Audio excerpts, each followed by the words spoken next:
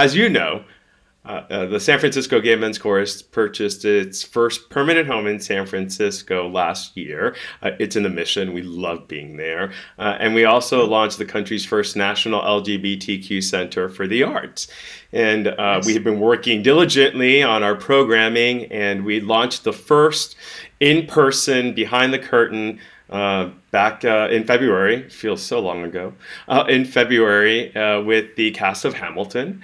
And it was a massive success. And that is the only Behind the Curtain that we have done at the center, because we have ceased, as all of us have, any operations there.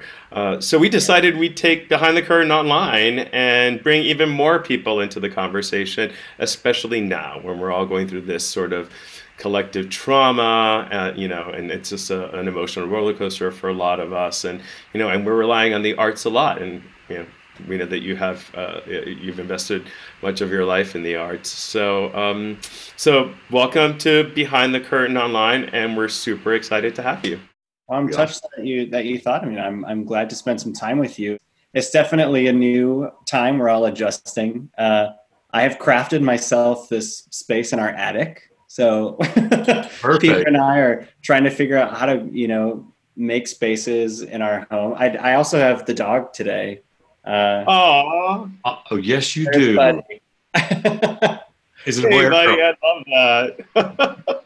So it's nice to be able to meet with people virtually and to spend time together virtually. Although it's a fun, I just find so much humor in it. Like Peter and I doing separate Zooms at the same time. Right. There's like a giant construction site across the street from our house, so it interrupts a lot. But whatever. I love that we can be connected still in this way virtually. So this is fun. Yeah. What day of your shelter in place are you? I don't know. What month is it? Right. Well, how are you and Pete managing this right now? I mean, I on all levels, right? Because like I said a moment ago, emotionally, psychologically, there's a lot happening for all of us, and politically, obviously. Yeah. So, this is actually the first time I think in 5 years that Peter and I have been able to cook 3 meals a day together, and really in the last year and a half have conversations with one another. And of course, we're spending more time with the dogs. Buddy doesn't share the camera well. And that I'm trying to find all those silver linings in it, that we're cooking together every day. We get to walk the dogs together 3 times a day. He's staying very active. He just launched a PAC, Win the Era PAC. So he's going to be focusing on helping down ballot races this year, which is really important. And then, I've been trying to spend as much time sort of reconnecting with people I was hoping I would spend face-to-face time with. I anticipated doing like a big tour across the country and seeing all my friends and kind of, reigniting some of those relationships that unfortunately the campaign kind of took over. But now we're just here. So lots of Zoom cocktail parties and dinner parties. And we're doing okay. And it's also the first time we've been able to really like address our house. Like I said, like I'm trying to clean out the attic up here and like make a studio up here. And we've been able to do all these projects that we haven't been able to have the time for. So that's kind of fun. I'm trying to get Pete to sort his 50 bookcases right now. So silver lining. Good luck with that. Yeah. Good luck with that. Yeah. Good yeah. luck with that part. So I know it's really hard and it's stressful and it is causing folks a lot of anxiety and worry. But that's why I'm glad to do things like this with you, because it's a wonderful way for us to connect and sort of keep spreading that hope, things that we were doing on the campaign trail, and now we just get to do it in a different way. Thank you. Well, we wanted to interview you today or have this conversation because all we know and all we've read is that we share so much in our lives about what the things that we are passionate about.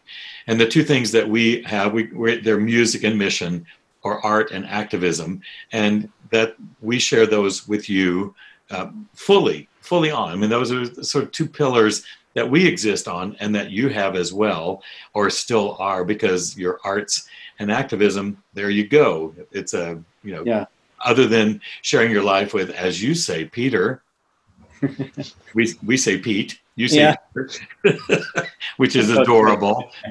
Are you the only? Are you like? Is this his family and you the only people that call him Peter? I think all of his family calls him Peter, and Yeah. I just picked up on that from his family when we first started dating. And but now when I talk about him in political ways, I know everyone calls him Pete, and so sometimes it's just like code switching back and forth. Right. Oh, it's adorable. It's adorable. So go back because you know, I've read all about you and all the things that you've done to get you where you are, and your passion for arts education and the arts in general. Go back with me to when those two collided, when your sense of activism and your art and your theater, your drama, when did those happen to meet for you? You know, I was never a politically active person and didn't consider myself much of an activist. I had always taken a very passive role in politics. I kind of figured it was not a place that I belonged. It was not a conversation I was allowed to be part of. Politics for me was always something that sort of happened to me. It wasn't something I took much of an interest in, mostly because I felt like people in politics didn't really care about people like me. And then certainly, you know, meeting and falling in love with Pete and then being with him for the last 5 years and watching him run for president, it changed a lot of my opinions about politics and what politicians and leaders can do. I think for me, there was an interesting awakening with the arts when right out of undergrad, I was working at a theater academy in Milwaukee, Wisconsin, and we developed a program for students with autism. And it was the first time I had really seen the artwork sort of in a different way. And it was not only beneficial to the students who were there in the program, but it awakened a lot of people in the community. And I think it opened a lot of eyes to people realize that art can also be teacher and art can also be healer. And we used theater and we used the arts in a way that brought people together, but also sort of awakened people to the idea that the arts are much more than something to enjoy. They can be something used to teach folks, to engage folks, to activate other people. And when I saw the way that that program changed the lives, not only of the students, but of their parents and the teachers in the academy and in the community, I realized that theater, especially, I mean, for me, you don't want to hear me sing, but theater for me, it just made me feel like I was ready to go down the path of education because I wanted to inspire more of those, you know, impactful moments for kids. Thank you for sharing that about the theater and the autistic children and families that learn from it. I think when we lose our way is when we think that art or music are the end result. And they're not the end. They're a means to an end. And when we figure out that the art that we're creating actually has something much larger than just the creation of that art, it changes. And we also in education, which you lived as well, you know, we put on these plays and we do these musicals for ourselves, basically, the college community or the university or the high school. And then all of a sudden you get out and you go, okay, who am I going to do this for now? And it turns outward. It's just an amazing thing. We experienced that. Yeah, especially with how you also sort of engage the nation with your recent documentary. And you have also played activists in teacher along the way as well. You know, we think that we have twins, and those are music and mission or art and activism. And there are twins, and we feed them every day. And we think about each of them every day. If we only worried about our music, that would be a completely different thing. And there are a lot of organizations that do that. And on the other hand, if all we did were our activism, it'd be the same thing. We'd be a completely different organization. But we have been given opportunities, much like your play right out of college, to make a difference. And it's one of the things that we are really most grateful for. Yeah. For us, some of our activism shows up in the work that we do with schools, high schools and middle schools across the Bay Area with our rhythm program, Reaching Youth Through Music. The coordinator is our associate artistic director, Mitch, and he fashioned this program where he goes into high schools and meets with their GSAs, meets with the school leadership, meets with their music or choral department if they have any. And we know few and far have them these days, sadly. And then, and starts a conversation about what the climate is in their schools for LGBTQ youth, and then fashions a program wherein we bring 50 singers and they share their stories, they share what they do, and we use the medium, the vehicle of music to really encourage young people to live their authentic lives, to step into who they are. And that for me is one of the most important things that arts can bring forward. I believe it's done that for all three of us here, and it's it's difficult when you being an arts educator, you see how it's just non-existent almost, right? Yeah, the last school I worked at, we didn't have a drama program, and I know the kids wanted to do a play, so we started one. I remember immediately, announcing, hey, we're going to do a fun play. Just want to, offer this opportunity. A lot of the kids were interested, and even for, to make a long story short, one girl in particular, I remember her coming to auditions and a lot of the kids snickering at her and thinking like she can never do it. Like she doesn't talk to anybody. She doesn't have any friends. And really pushing her in the audition, I saw something there that really matched the narrator, which is one of the lead characters in the play, and cast her. And a lot of kids didn't believe in her. And sure enough, 8-10 weeks later, this girl's just knocking it out of the park because for once, someone gave her the opportunity, right, to see something in herself. And it just completely changed that kid, that they were given that outlet. But like you said, so many kids don't have that resource. They don't have the ability to go to a drama program or a choir program. And I really did. That's what I talked about so much on the campaign trail. I believe every kid in this country deserves access to arts education, not as fluff, not as special, not as something extra, but as a core curricular, because it teaches not only, art skills, but it teaches life skills as well. So while you were on the campaign trail and you got to peek behind the curtain of the administration, do you have hope for arts education? That's a good one, isn't it? Oh, absolutely. Absolutely. I mean, I was hoping that it would be us, obviously, but I do believe there, is one party that believes in the arts and there's one party that doesn't. And so often, like you see in our current administration, one of the first things that people threaten to cut are the arts and the humanities, not because they compromise a vast portion of our national budget. I believe the NEA and the NEH, it's like 0.00 something percent of our national budget. It's just because people don't, folks in Washington who are making those decisions don't value the arts. They see it as fluff. And I come back to those terms because I myself have taught in schools where the arts are, specials or extras, and they see it as some additive, something extra that we can just skim off the top. And I have seen, especially on the campaign trail, in hundreds of ways that people are using the arts, like we said at the beginning, to not only inspire, but to teach and to heal and to bring people together, to form bridges in communities where the art is being used to tell history and share narrative in certain communities. And that, especially now with this crisis of belonging in our country, is so necessary that we bring people together. So we shouldn't be taking away the arts and the humanities. We should be pouring money and resources into them and urging communities to use them as peacemakers, right? And bridge builders, because we really need to make sure people feel like they belong in this country. And I believe the arts are an extraordinary way to do that. Do you think you would go back to teaching? I would love to in some capacity. I just miss being with my kids every day. So I taught 7th and 8th grade. I loved being in the classroom with them every day. But what I realized that what I loved about being in the classroom wasn't necessarily teaching, English or social studies. It was inspiring people to believe in themselves and engaging students in their own curiosity and helping them see how talented and special they were.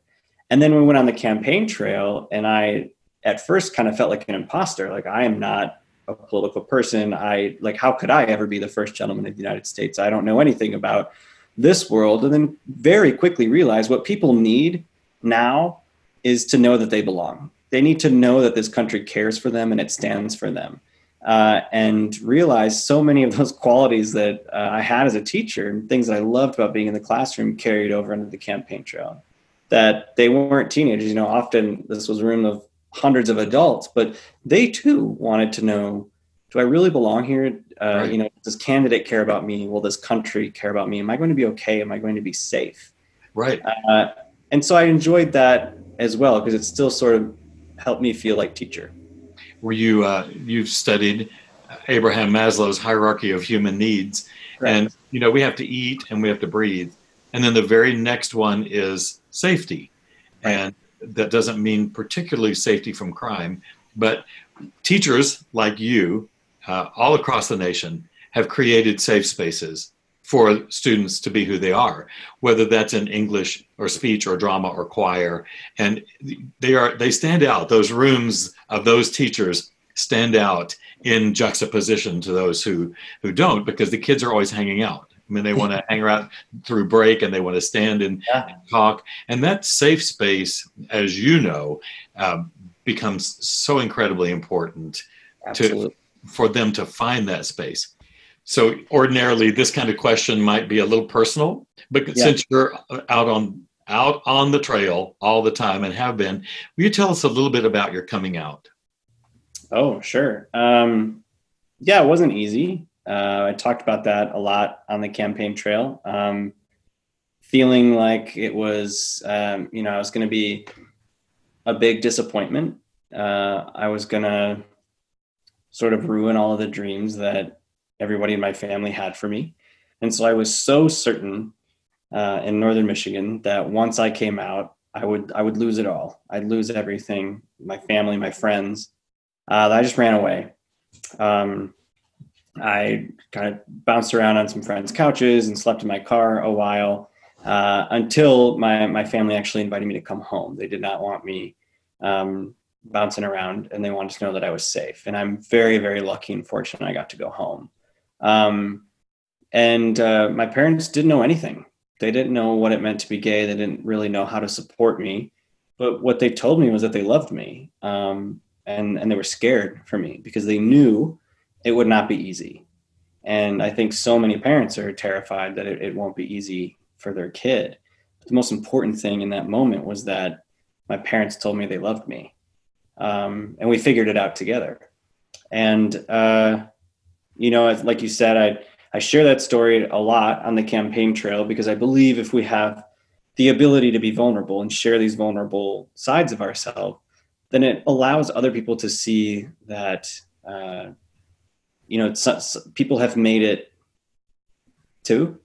It gets better. And not one, no two gay people are alike. And there's no right way to come out and wrong way to come out. And you don't owe anybody anything. I think that was the thing I learned most along the way is so many teenagers asking, like, how do I do this? Like, what do I even do? Like, feeling like they owed the world and everybody around them something because they had recognized that they were different than their straight peers. I really enjoyed that part of campaigning. I enjoyed being able to share those vulnerabilities and talk about that because I remember when I was 17 and looking up to Washington and looking up to people in positions of power, wondering if they actually cared about me, never feeling like they did, and wishing that somebody would have talked about, gay America or gay Americans as something that was okay and loved and accepted and cherished and embraced. So I think it's important that we all, fill those roles if we can, which is why, I'm glad to support you as well, because you're out there doing the same thing. Thank you. So here's a hard one. Yeah. Well, no, first, let me say, even though you never asked for this platform, never wanted this stage, were pushed into it, you wear it so beautifully. You are an inspiration to all of us. Just the way you wear your openness and your life is going to change people's lives, already has changed young people's lives. It's huge. So thank you. No. Oh, it's so true. Now here's a hard one. Okay. You were drawn to theater, and you've done a lot of theater. And when people ask me after all all these years, what's your favorite song? I go, oh, no, no, they're all my children. Each of them is unique in the world, and I could never say that I like one better than the other. In your theater life, both your teaching and your own study of theater, was there a moment that stands out for you when you go, wow, all of it came together? The text, what I'm saying, the delivery, the audience, that stands out for you as a moment in time. Yeah, we did a production of Angels in America in college. Mm-hmm. And it was one of the most powerful experiences I had in theater. Not only reading and studying the script with the cast and the director, but I mean, you pour a lot of yourself into that show. It took months to learn, and really feeling like I had accomplished something. But not only accomplished something, but had really learned a lot about myself along the way. And even as a, sort of freshly out college kid, I'd only been out for 4 years by the time we did that. I believe we did that show my senior year. Learning so much about myself through the production of that show. I can't even imagine doing that show at 22 as a young gay man. That isn't a whole. You got like an entire college education in that one show. Yeah, you zoomed right into master's work. That's how lucky to be able to dive into that. What a platform! That's amazing. One of the things that Tim and I have been discussing is, as we all shelter in place, and we've talked a little bit about how the escape of art and music, especially when we're in middle schools or high schools and have somewhere to go and somewhere to stay after school, because I know that was what saved my life when I was a teenager. It's difficult, we think, for young people who perhaps are sitting in their homes in Northern Michigan or in North Dakota, and struggling with being LGBTQ, and yet not having anywhere that they can go in this moment to just sort of breathe, right? We're hoping that these videos somehow find their way to them and are inspiring to them. But I wonder if you have anything to say to that, because I don't think every kid. It's not that like every kid wants to go to the theater because they are dying to be in The Little Mermaid Jr. It's because they love being in a space that is inclusive and safe and affirming, and that's why I love the theater so much. It wasn't because we were doing this certain production and I cared so much about it. It was because my theater teacher made me feel safe, and she made me feel like a star, and she made me feel like I fit in, especially in high school. I hated high school so much. I was constantly bullied and picked on, and I never felt like I fit in. And it was so confusing, especially when you're closeted. You never know where you're safe or, who your true friends are. And the theater was just a breath of fresh air. Sometimes I'd like sneak in there and eat my lunch in there. I'd, go pester the theater teacher all day. Because she just created a safe space for me. That's why I think every kid deserves access to those programs, not just because I believe that, every kid deserves to have their moment under the spotlight, but because kids learn so much about themselves in those programs. They learn so much about the world around them, the people around them, their moral responsibility. That's why I advocated for arts education so much, because it wasn't just about arts curriculum. It's about everything that's behind it.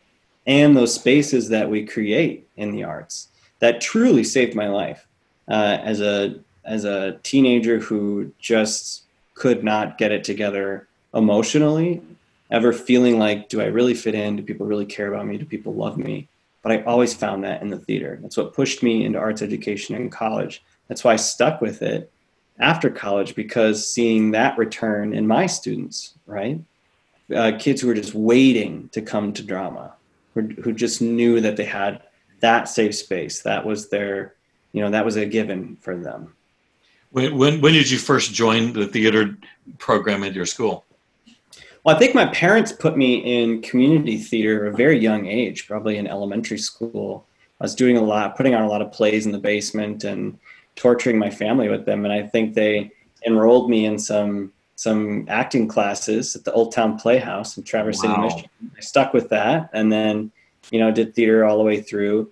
We actually had theater classes in Traverse City, so I took, theater seventh grade through senior year, and and then everyone told me to go get a real job. So I went to nursing school for a year and a half, and then it was awful. So I said, screw this, I'm going back into theater. Well, I'm sure you would have been a wonderful nurse, but we're glad that didn't work out for you. So did your theater department join with the music department to do the musical?